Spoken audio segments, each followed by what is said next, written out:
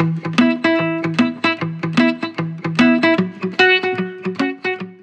everybody, it's Stephanie and I am back with my July favorites. Yes, I'm gonna start off by saying July was not my month. Literally, it is Satan's basement outside. There's a reason why Arizona is called that in the summer, because it is so hot. Literally, you cannot go outside to do anything. Even just driving from one place to another is dreadful. So I spent most of my July indoors. So I really have a few favorites of the month. I spent a lot of time watching TV, which is horrible, but I have like a new favorite TV show to share with you guys. So if you want to see what my favorites were for the month of July, then just keep watching. So at the beginning of the month, there was a new juice bar that opened in our local mall, and so we headed on over there and bought some juice, and mine was actually really good and Melissa's was so-so. But we decided, hey, maybe let's get back into juicing because, you know, it's good for you. We don't necessarily get all the fruits and vegetables that we should be getting, and it's an easy way to get all of them that you need. So we ended up with the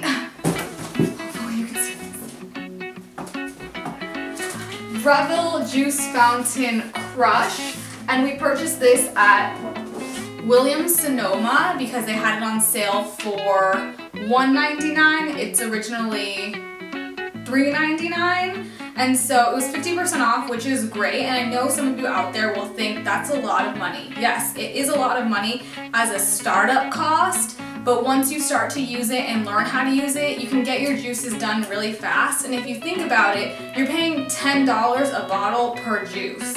That's $70 a week just right there in juices, when you can juice whatever you want, whenever you want, at your own convenience. So our juicer is a cold press juicer, and the difference between that and most regular juicers that people buy is that it has a slower RPM, so it goes very, very slow, so it can extract all of the juice with less pulp and less foam than regular juicers. So we like to juice. Our recipe of choice is kale, cucumbers, apples, carrots, and if we have it, pineapple, and then we throw in some mint because it has a delish flavor. So if you're thinking about getting into juicing, I would highly suggest looking into the Breville Juice Fountain Crush because it is a great juicer. The first time it took us a little while to, you know, get the hang of it, and with these types of juicers you have to cut your fruits and vegetables into small pieces so it can go through the chute, but other than that it's basically the same as your regular juicer. It just takes a little bit more time to prepare the fruits and vegetables.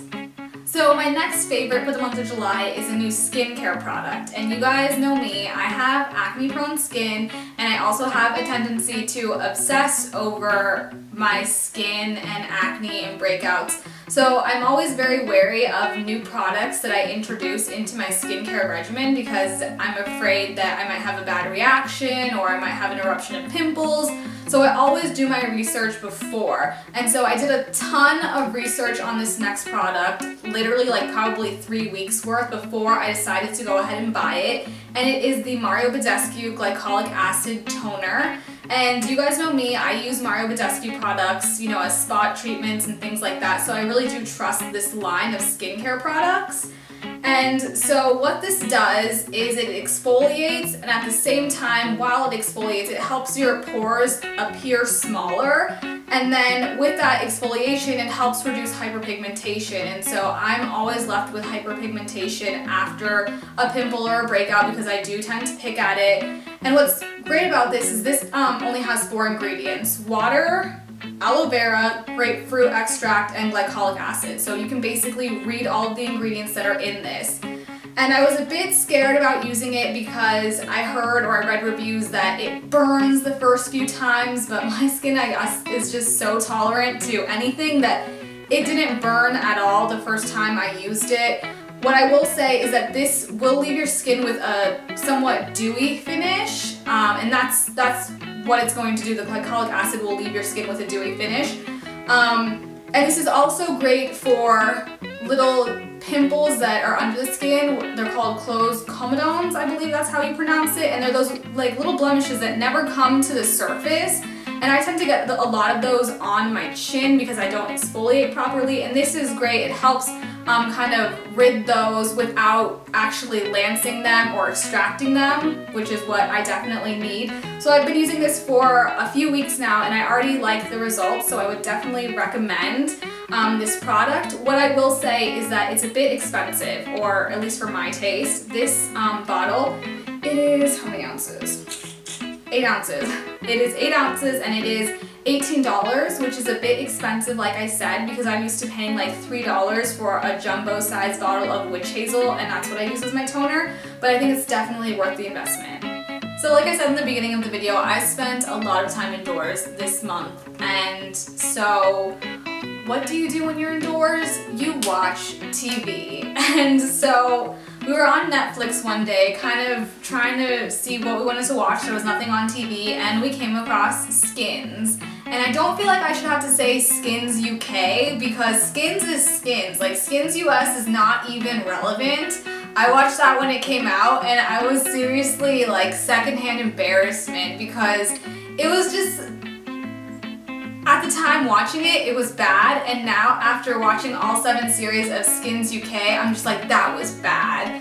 So we watched all 7 series, and seriously, it was so addicting. We could go through 5 episodes like a night, or just, it's crazy. I absolutely loved Skins, and I was kind of, I don't know, what's the word? I didn't really want to watch it. I had seen a lot about it on Tumblr and whatnot, but I thought it was going to be really crude and really vulgar.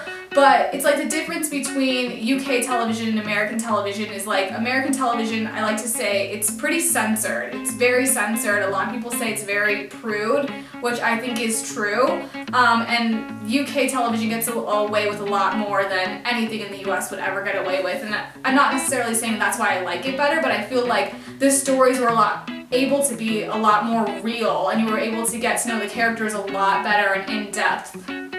So my favorite gen is obviously the first generation. I thought their stories were really well played out. I did not like Series 7 at all.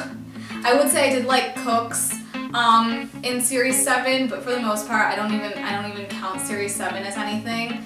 But if you haven't watched Skins, I would highly recommend it. They have all of the series on Netflix, and it's kind of cool. I mean, you can draw, like, you can see yourself in some of the characters. You can relate to a lot of the storylines. I mean, I'm going to be 23 this year, but I still feel like I can relate to what they were going through, and I don't know, it's really well written and produced, and so if you haven't seen it yet, I would definitely recommend it.